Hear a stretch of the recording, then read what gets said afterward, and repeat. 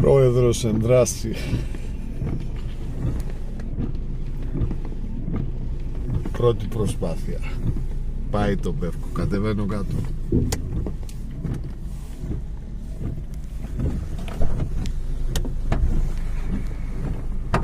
Σου πέρασε.